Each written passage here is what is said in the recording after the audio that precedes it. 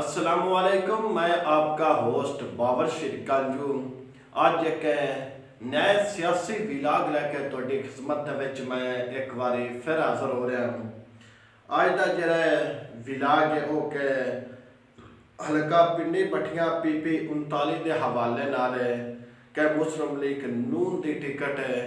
का सही हकदार किहड़ा उम्मीदवार है। भी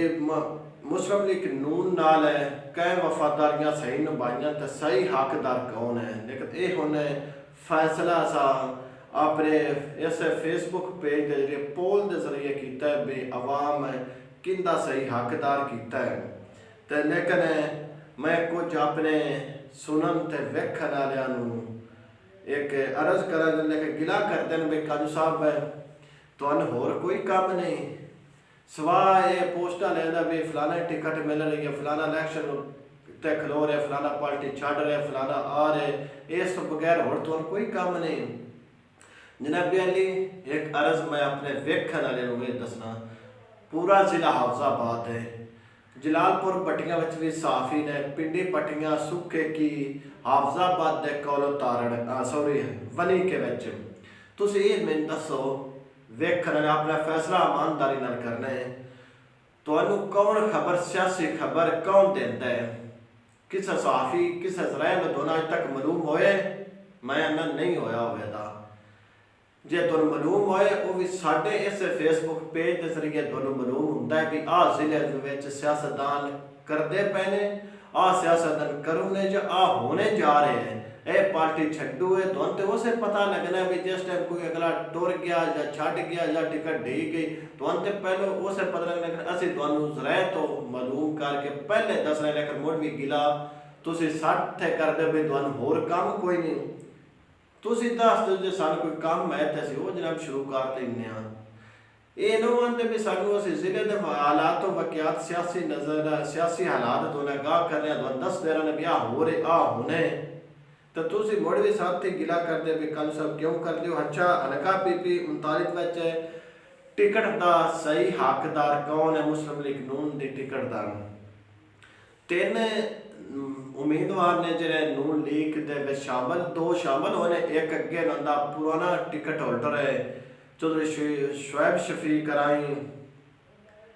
वो 2018 का इलैक्शन भी लड़ चुके हैं टिकट ते नून लीग दे।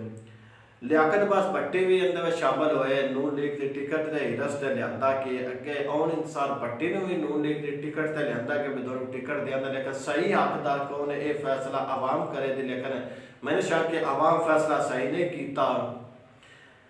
तो पोल किया भाई हल्का PP 39 सियासी सरगर्मियां अरूज पर, मुस्लिम लीग नून की टिकट का सही हकदार कौन सा उम्मीदवार होगा। मियाँ आउन इंतजार भट्टी चौधरी लियाकत अब्बास भट्टी शुएब शफीक राय इन्होंने पोल के जरिए सर्वा किया तो टोटल वोट पे 216 वोट ते 5 कमेंट इन्होंने पे ने मिले ने। तो हुण चलने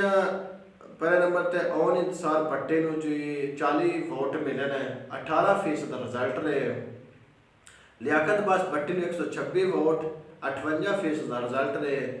शुएब शफीक राय नूं 50 वोट ते 23% रिजल्ट रहे। तो इन्होंने जो पहले नंबर पर आए ये पोल के सर्वे के जरिए वो चौधरी लियाकत अब्बास भट्टी 126 वोट से 58% रिजल्ट रहे आए, लेकिन अवाम ने मैं ना फैसला नहीं सही किया, लेकिन सही हकदार मैं पूछे तो ये लेकिन अवाम वोट लियाकत नूं दिता तो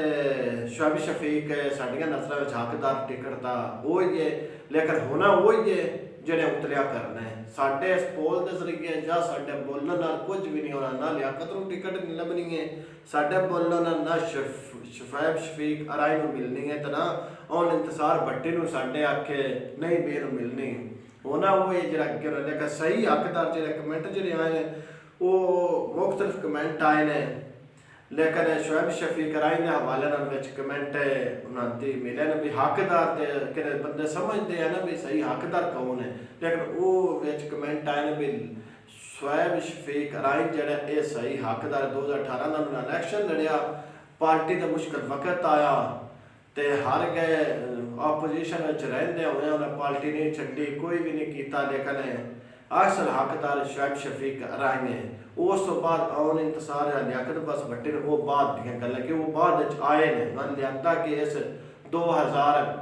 इस असम्बली तलील होने तो बाद मन लियांदा कि लेकिन सही हकदार शोएब शफीक राइने लेकिन उन्होंने भी अवाम ने वोट नहीं दिता, ज़्यादा तो लियाकत को दिता लेकिन लियाकत तो वैसे भी अवाम में चाहती है देती है लेकिन कौन वेखो की होंगे। इंशाल्लाह नेक्स्ट वीडियो से थोड़ी खिदमत में लैके हाजिर होवांगे। इसलिए अपना होस्ट बाबर शरकानी तुम इजाजत दो। वस्सलाम।